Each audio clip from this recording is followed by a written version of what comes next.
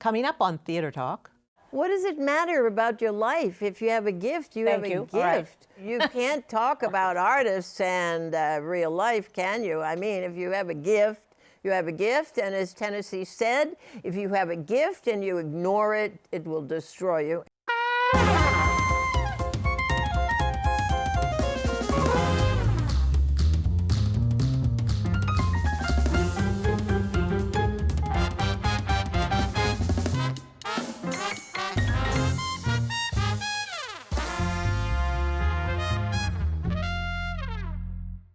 From New York City, this is Theater Talk. I'm Susan Haskins, and I am joined by my guest co-host, Jesse Green, co-chief theater critic of the don't call me a New drama York critic. Times. Not drama. Now, Jesse, I just want to tell you, I was reading this fantastic memoir, The Men in My Life, by the noted biographer and writer Patricia Bosworth, and in it, there's a chapter about the Actors Studio, which absolutely is fascinating, along with the rest of the book. So then I met Patricia Bosworth, who was sitting right here. What a And coincidence. I said, Patricia. She was reading the book and you showed up. I said, Patricia, you have to come on Theater Talk and talk about your days at the Actors Studio.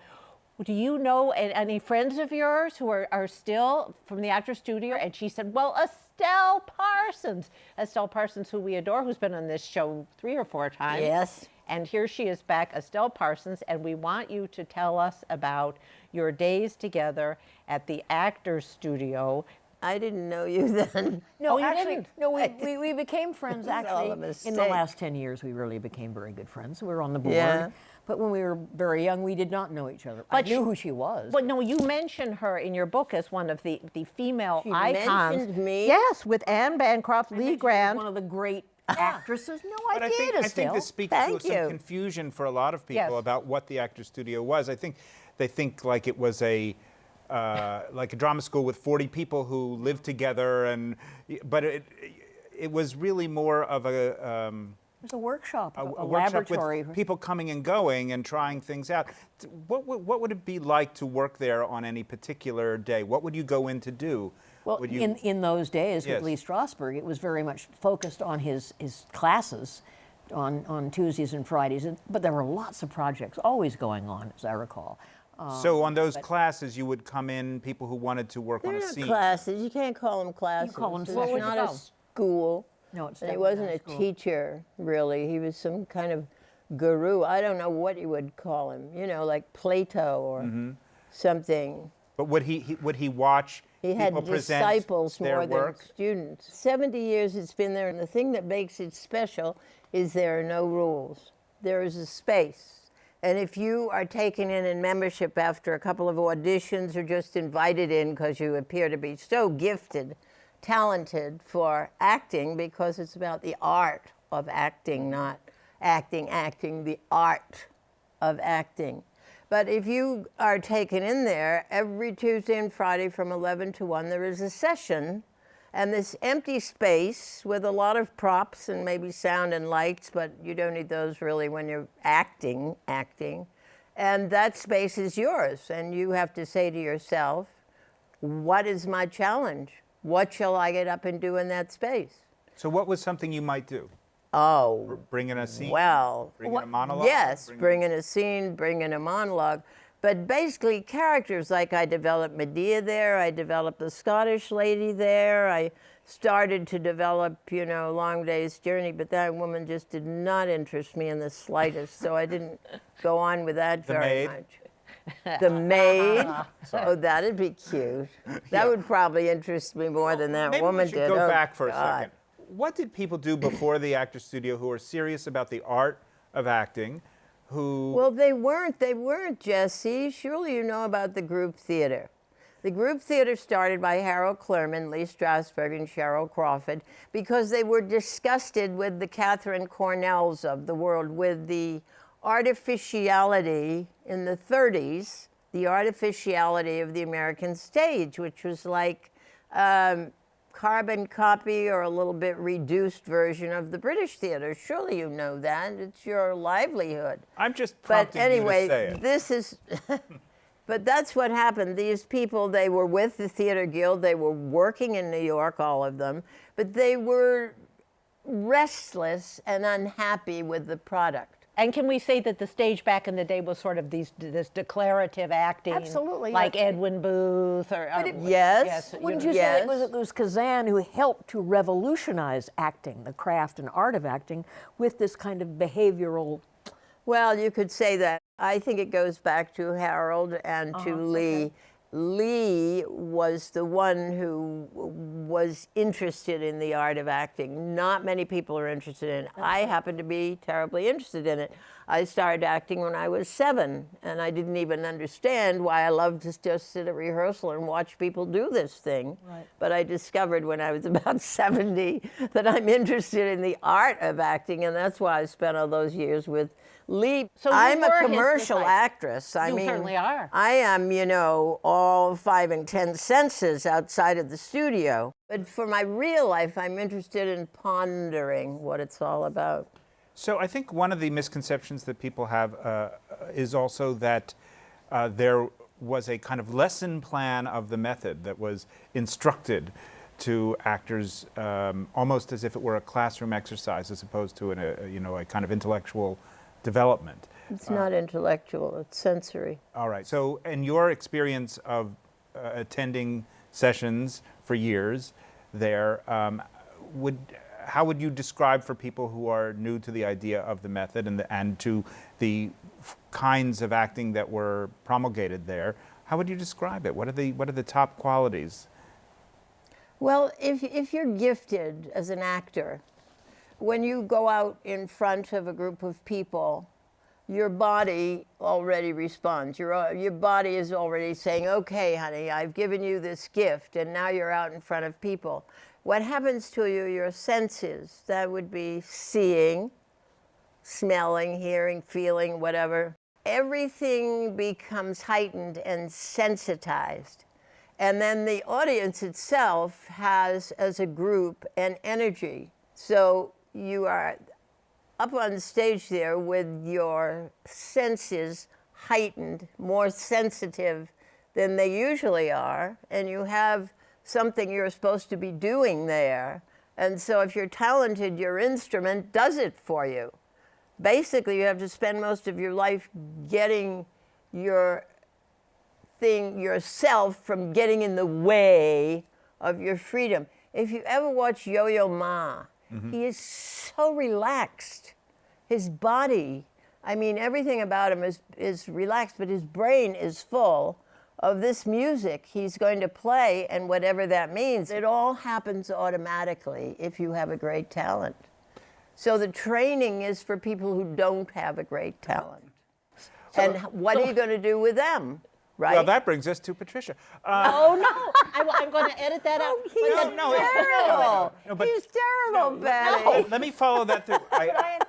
I think you know what I mean. Yes, I do. You in the book, you describe how you wanted to be an actor, but you really had no ideas about what that... I had no ideas at all. I was totally innocent of any kind of Right. craft or technique. And you described the audition process for the Actor Studio, which sounded kind of grueling. Oh, it did. It sounded frightful. Was only many scenes, but also a certain amount of mystification about how and why you got chosen. I think I got chosen because of my quality. I was very young, and Arthur told me that once, Arthur Penn. He I was did? 20, well, I mean, I was 20 years old. I didn't have any technique. I wasn't acting, I was just being myself, really. But you were acting and Yes, I making was. money for it. Yes, I was. Wow. I'm just talking about the very beginnings of my career. What I was going to say, because of this brilliant kind of oration about, no, what you said about acting, I am now a writer. I learned about writing from acting. I learned how to develop my senses through this incredible method. I'm still curious about how it was taught, since it wasn't instructed in the format of a classroom. We had exercises. We had Yeah, sensory there's a whole- exercises, Right. There's a emotional whole- memory exercises. Stella's right. You have to be. You've got to learn to be relaxed. You cannot be tense. Did they teach relaxation? Oh my techniques? God! And- Absolutely, all the time. Yeah. And Started with Stanislavski and yoga. Well, say more about Stanislavski, if you would, how that fed into it. Well, Stanislavski was the one who started wondering if there wasn't a way to be totally involved in what you were doing rather than just saying the lines loud so everybody could hear you. You know, and a lot of technical things developed along with where we are now. But Stanislavski got very interested in why some people were better actors than others and how everybody could be at their best. And it started out with a very big interest in yoga. A lot of this had to do with the Russian behavior or politics at the time, that religion had to be aside. And so Russians moved toward Eastern things like yoga and Buddha and stuff like that. And it turned out that a lot of Stanislavski's method was about yoga. Without tension is what it means. That's what relaxation is. It doesn't mean relax and die, which is always what I thought it meant. You should really relax fully so you could die. But it isn't that. You just have to get rid of all the tension in your body everywhere you feel it, which is an almost impossible task. Very difficult. But the energy you already use to do that propels you right into acting. It may sound crazy, but it's true. You describe in your book here, sitting at the feet of Lee Strasberg as his disciples, listening to this guy pontificate, which from your description sounds kind of off-putting from my jaundiced contemporary eye. How did that help you to relax? Well, he had several methods of relaxing, but you would just get up. In the beginning, you would just get up and sit in a chair and attempt to relax. And then at some point, he'd say, well, you're relaxed, start an exercise. So then you start to do something sensory, like the first exercise is, what do you have for breakfast? So you're going to have a glass of orange juice, or you're going to have a cup of coffee. So, you know, relaxing the hands is very, very difficult. The tongue is the hardest thing to relax because that's the first thing, of course, that has to get going if you're going to get milk to live when you get out of the womb. So the tongue is always very tense. But the hands are terrible. I mean, try to relax your hands. Just try it. Yeah, I'm clutching mine now. You know, We're everybody. all like this. Yeah. Oh, I'm like this all the time. But I think if I may mansplain for you. You may mansplain.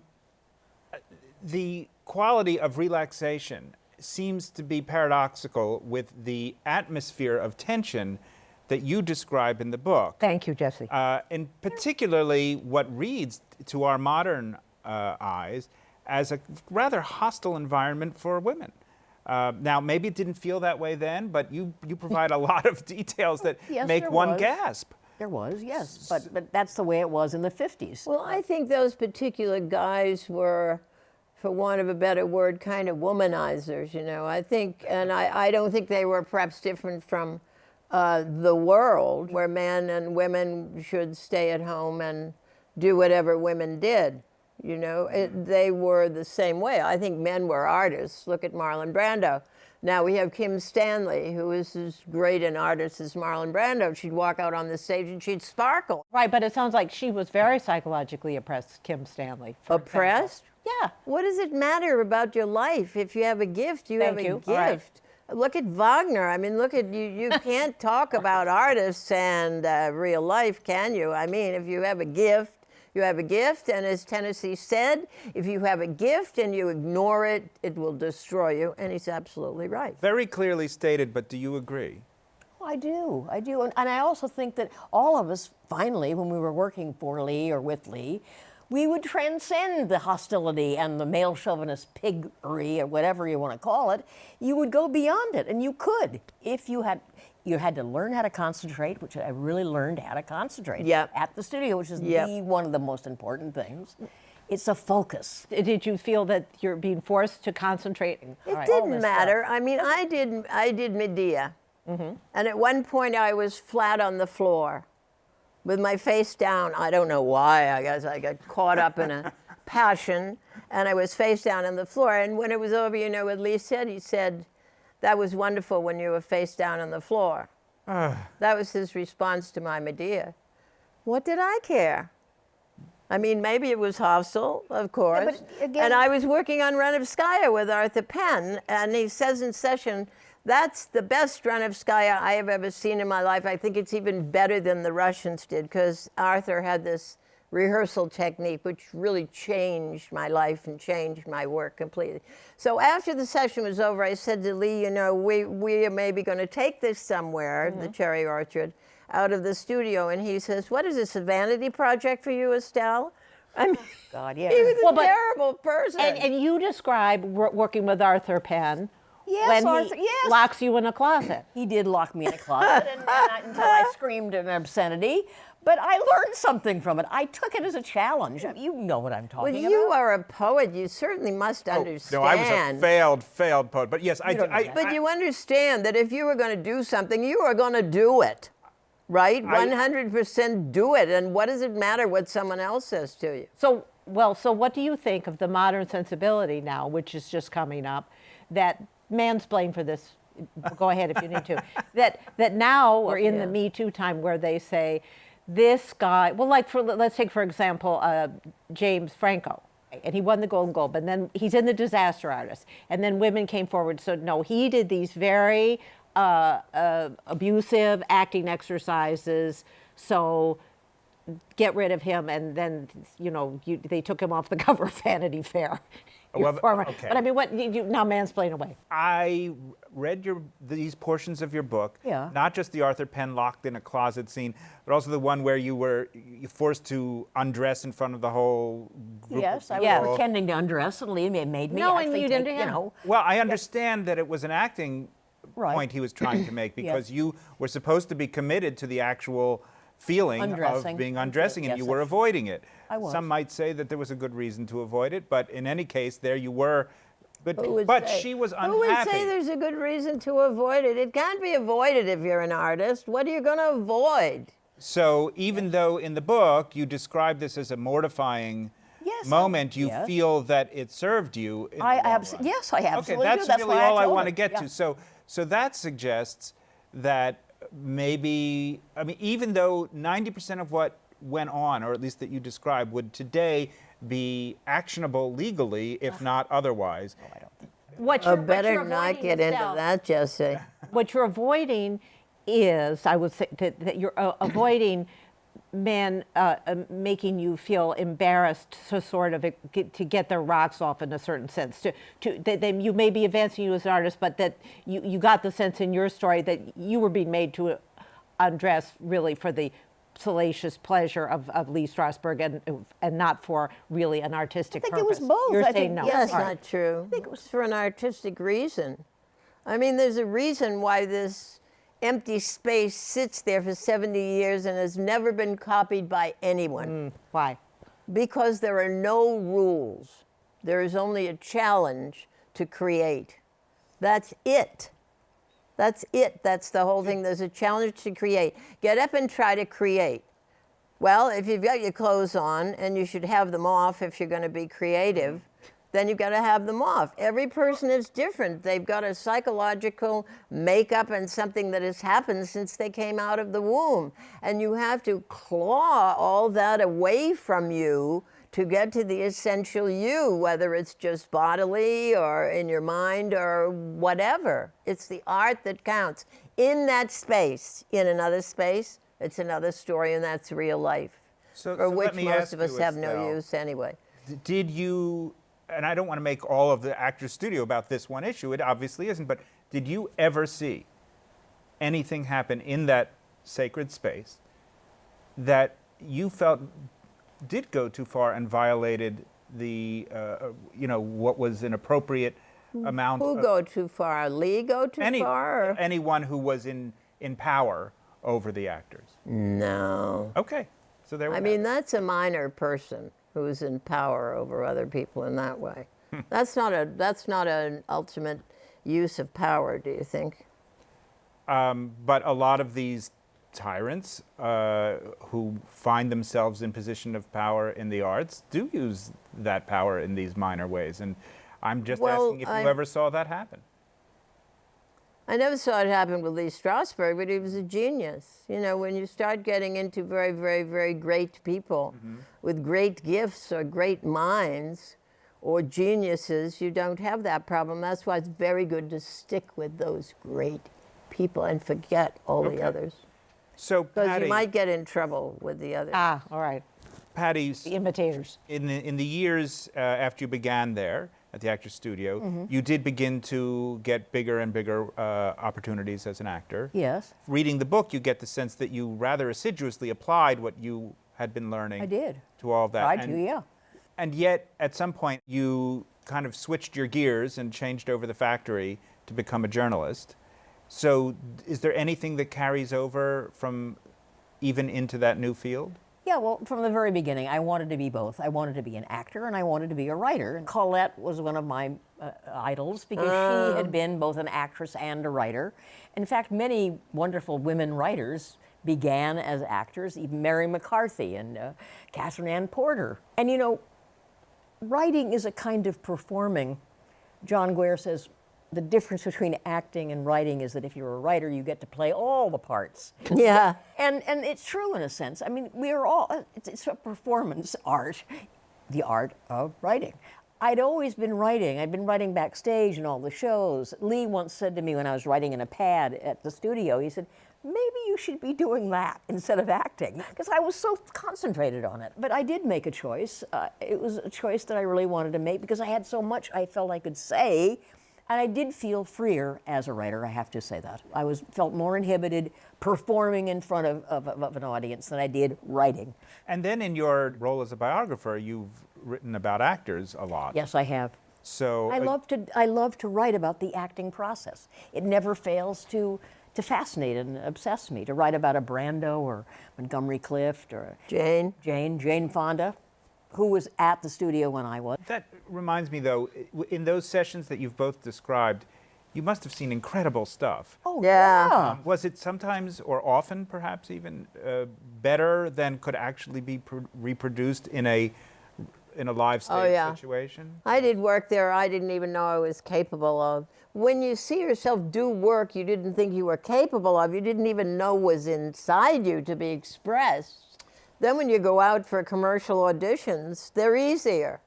Because you know that you're full of this incredible creativity, which may or may not ever get out there. That's right. But Yeah, in very commercial situations, you know, you've got to deal with all these other people and all these other things and texts, and Rules. it gets very complicated Yeah.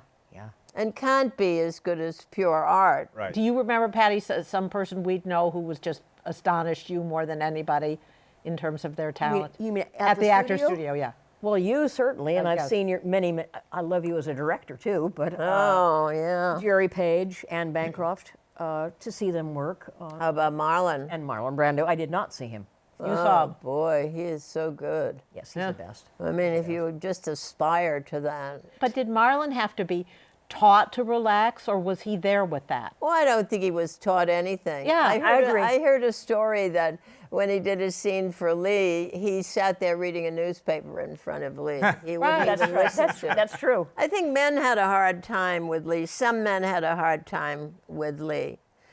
Because I think Lee was probably tougher on men. It sounds like a tough school. You all speak so highly of it, but from your description in this wonderful book, But it's should not a it- school. no, it's not a school. It's a lab. advanced A tough training. room. It's advanced activity like a gym for Yeah. people who know what they're doing. It's not for someone to A walk in off the gymnasium. street. It is a gym. It's like a lab, or people Yeah. experimented.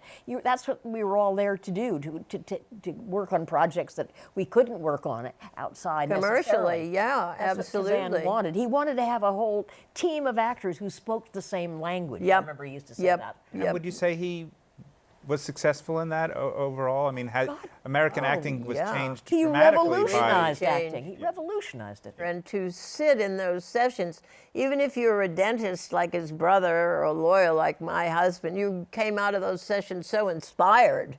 You just thought you could do anything. I mean, it was terribly inspirational. Yes, it was. And wonderful for actors. Like he knew everything about every actor that had ever been written throughout history. And it was very comforting for some of us whose work was erratic until we really got developed as artists. Because there was this actor in Germany, he was fond of telling this story, this actor in Germany who some nights was wonderful and some nights was terrible. And if someone said, oh, I'm going to go see George tonight, the other person would say, is he going to be on or off tonight, do you think? So if your work was basically going through that, even when you were in a lead on Broadway, you were basically knowing you were terrific one night and not so good another night. It gave you a lot of confidence, you know, and made you feel good that you weren't the only artist in the world who was constantly upset about pouring out the work. So Estelle Parsons, thank you so much. Rock at the Actors Studio. And, Yeah. And in the new Roseanne. But Yes, it's wonderful. I get to commit suicide out the window. No, spoiler Oh, it's very alert. funny. You'll love it. Spoiler Yeah. alert. And That's great. Patricia Bosworth, who has written The Men in My Life, which is now and also out in paperback, just a wonderful, wonderful book. And also Patricia has a new book out, Dreamer with 1,000 Thrills, The Rediscovered Photographs of Tom Palumbo. Published by your former Powerhouse, husband, out published March by- 15th. Yes, with commentary by you. That's Yes, your I wrote deceased about it. husband, who Yeah. was a fantastic photographer. He was a Beautiful fashion book. photographer Fashion at Vogue and photographer. Bazaar, but also he became a director, and he was a member of the Actors Studio. One Yeah. of the two photographers, along with Bert Stern. Lee made them both members. Did you know? You knew that, of course. Yeah. Sort of bizarre, but Amazing. it Well, worked. Estelle Parsons, Patricia Bosworth, thank you so very much. Great. Thank you. It's been wonderful talking to you. Yeah. I hope you come back. We could go on and on. Our thanks to the Friends of Theater Talk for their significant contribution to this production. Theater Talk is made possible in part by the Frederick Lowe Foundation, the Corey and Bob Dinelli Charitable Fund, the Noel Coward Foundation, Carrie J. Fries, the Dorothy Strelson Foundation, and the New York City Department of Cultural Affairs. We welcome your questions or comments for Theater Talk. Thank you